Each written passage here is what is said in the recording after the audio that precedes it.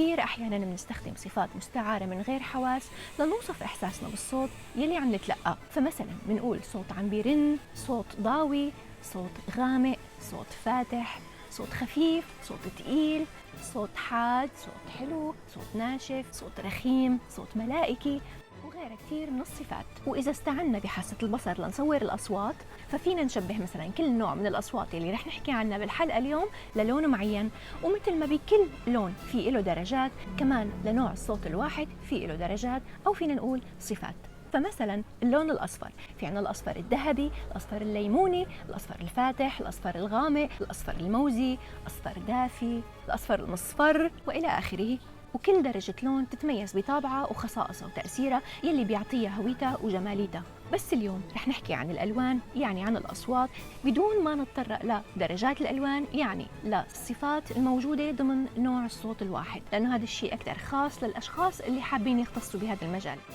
بحلقتنا اليوم رح نتطرق للأصوات النسائية، يعني لأنواعها، لشو بيشبهوا هاي الأصوات والأدوار اللي بتلعبها بالأوبرات. وبالحلقة الجاية رح نحكي عن أنواع الأصوات الذكورية.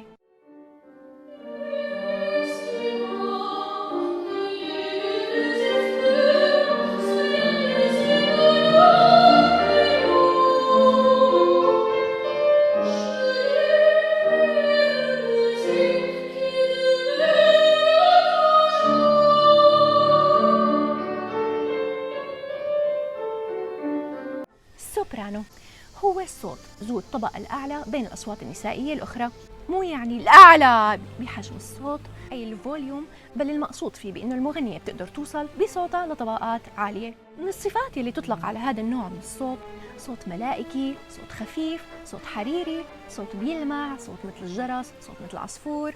ومن الأدوار اللي بتلعبها السوبرانو بالأوبرات، يا أما دور البطل يا أما دور الضحية، ما في حل وسط، يا أما دور الملكة، دور الأميرة، دور الفتاة الشابة أو البنت اللعوب.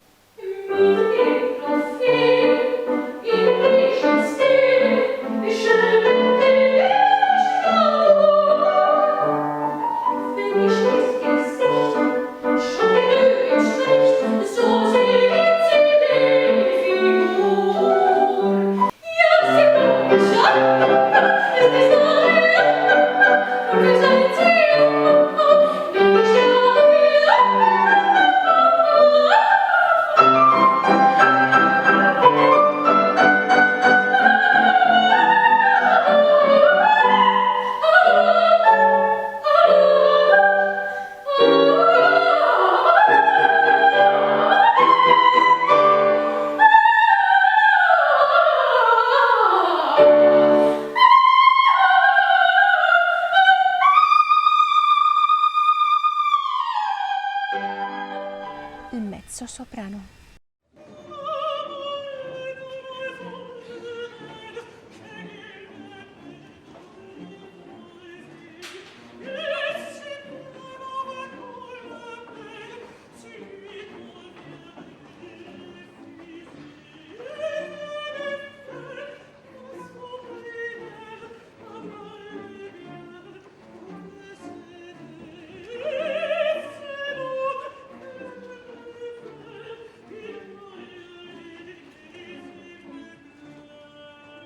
كلمة ميتسو تعني نصف أو منتصف، أو فينا نقول متوسط، فإذا كلمة ميتسو سوبرانو تعني السوبرانو المتوسط. بيتواجد المجال الصوتي للميتسو سوبرانو بين السوبرانو والكونتر ألتو يلي رح نحكي عنه بعد شوي. يطلق عليه صفة الصوت الذهبي، الصوت المخملي، الصوت الدافي، الصوت الغامق وغيرها كتير من الصفات. من الأدوار اللي بتلعبها صاحبة صوت الميتسو سوبرانو بالأوبرات هي أدوار امرأة كبيرة بالعمر، أدوار ملكات، أدوار أمهات، أدوار ساحرات، وأدوار فتيان.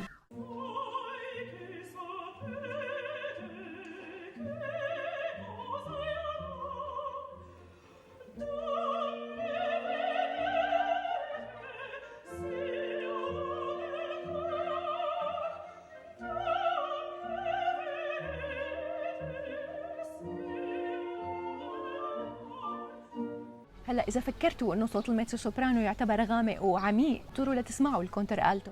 الكونتر ألتو يلي يعتبر من الأصوات النادرة عند النساء وأكثرها عمقاً.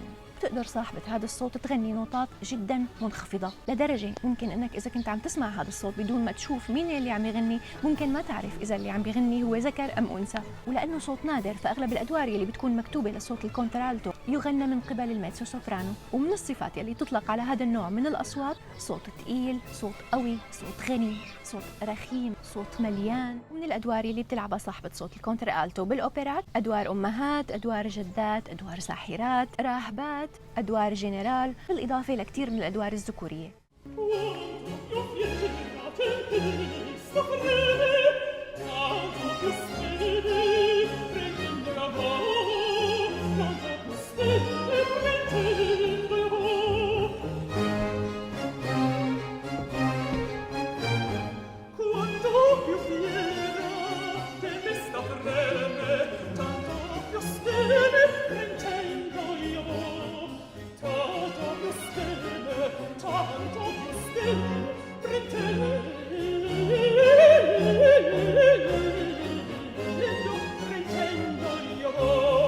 صاحبة هذا الصوت يلي سمعناه بالفيديو هي كانت آنستي شخصيا لمدة 4 سنين خلال دراستي للأوبرا والتمثيل ببولندا، ويلي إلي الشرف إني تعاملت معه ومع كل وحدة من أساتذتي يلي حابة من كل قلبي أتشكر كل وحدة منهم لأنهم أغنوني بتجربتهم وثقافتهم وعلمهم وأخلاقهم وروحهم بمشواري بالدراسة.